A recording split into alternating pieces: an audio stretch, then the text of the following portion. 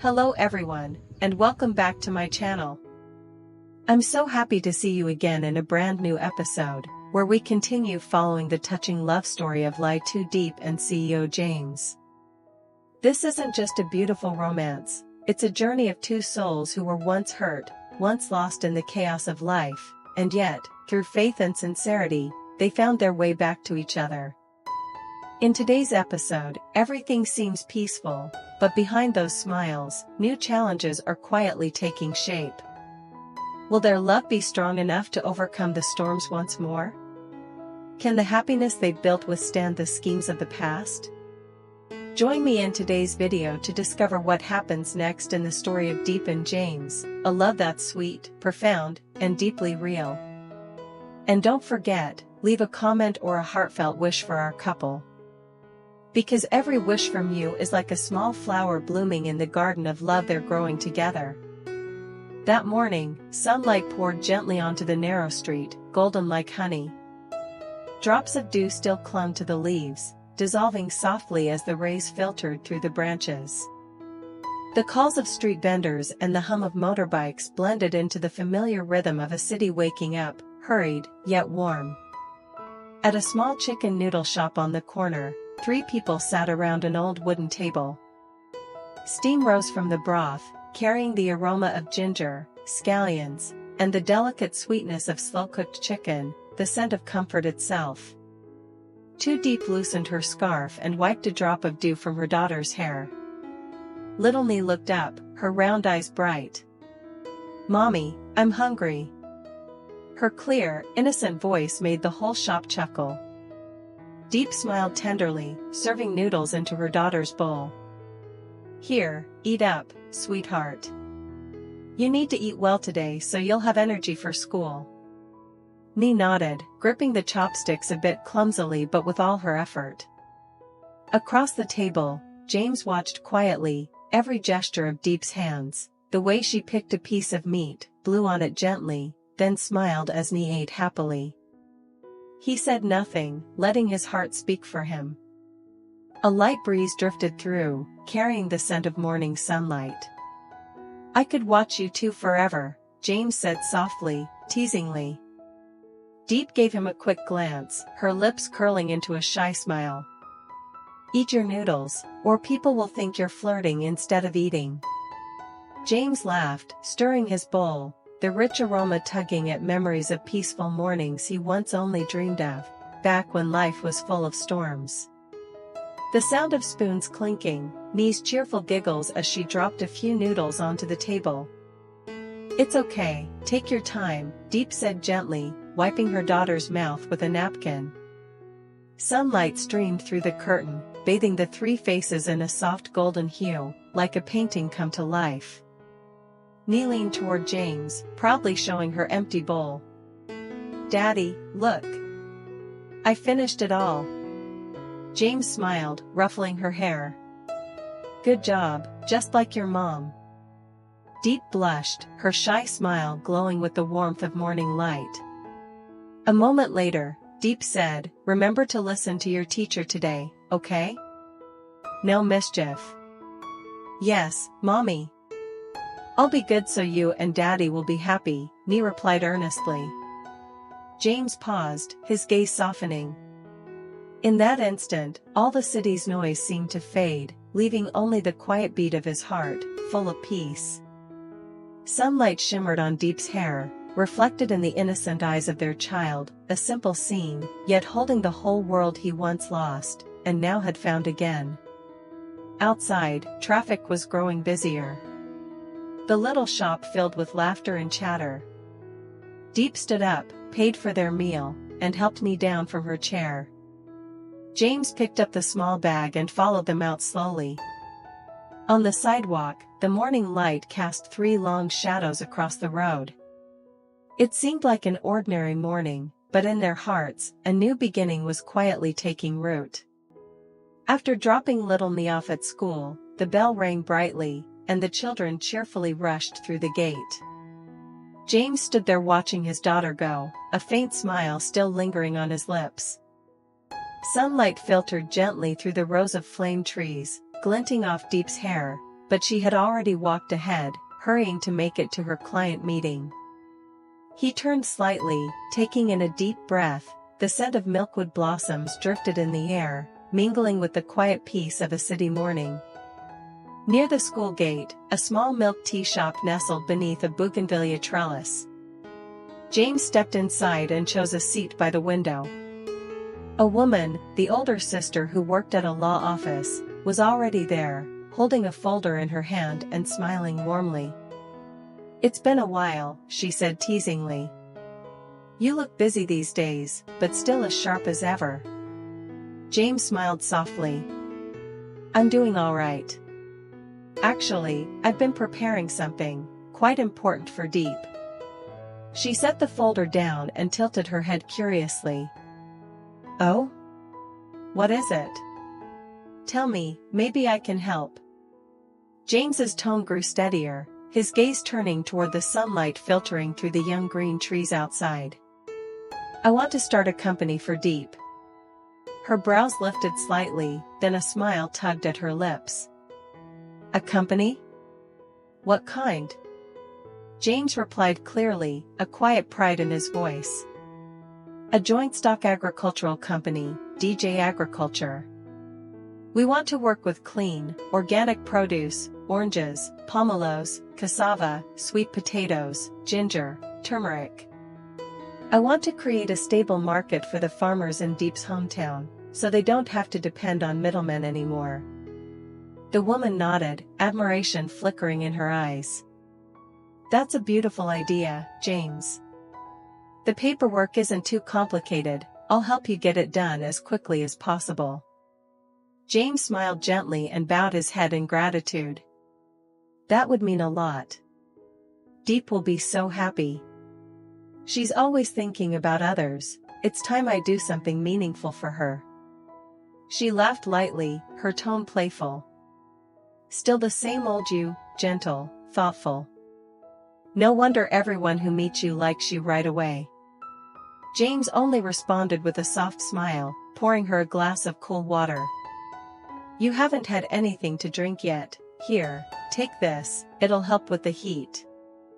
A simple gesture, but the way he offered it, slow, considerate, and full of quiet care, revealed the sincerity of a man who had known hardship and learned to put others before himself. She accepted the glass, her eyes softening. "Diep is lucky.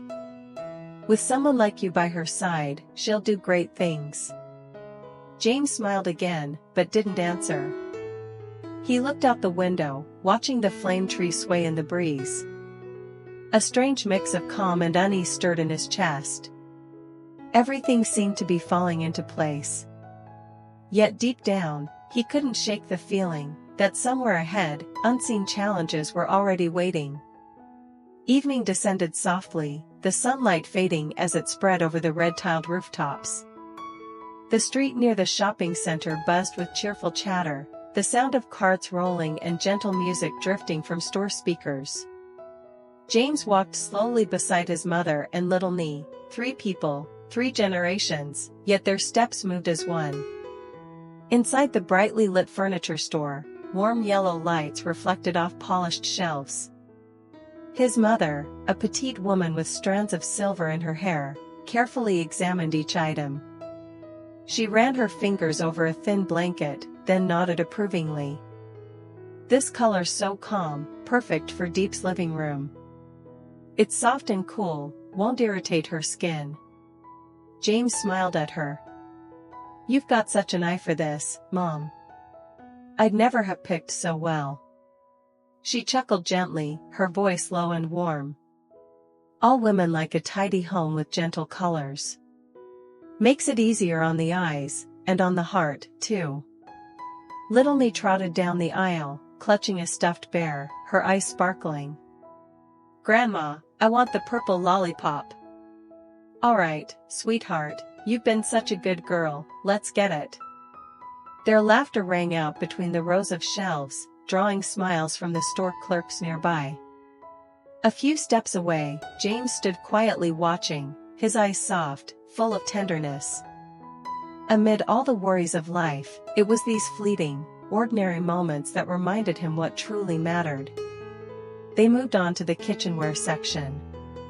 James carried a few boxes of new bowls, while his mother chose a set of pots and some ceramic spice jars. "Diep loves cooking," she said, inspecting each item carefully. "She'll need these for sure." James nodded, his voice calm yet warm. "As long as I see you and her smile like this, every bit of effort is worth it."